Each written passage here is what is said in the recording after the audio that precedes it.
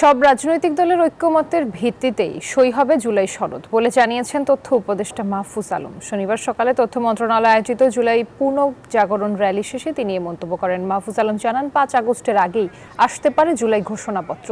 আজই জানানো হবে ঘোষণা নির্দিষ্ট দিন ও সময়। বলেন, জুলাই শহীদদের স্মরণ যতদিন থাকবে ততদিন নতুন বাংলাদেশের স্বপ্নও বেঁচে থাকবে।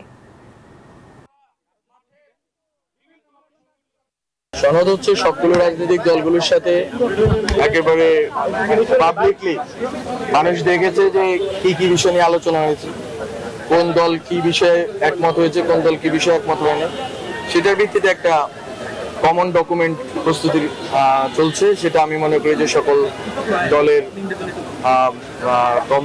এক ধরনের কি বলা যায় কম্প্রোমাইজের ভিতর দিয়ে এখন একটা জায়গায় এসে পৌঁছেছে এবং খুব শীঘ্রই আমরা মনে করি যে আমরা আশা রাখি যে 5 আগস্টের আগে এই ডকুমেন্টটা স্বাক্ষরিত হবে।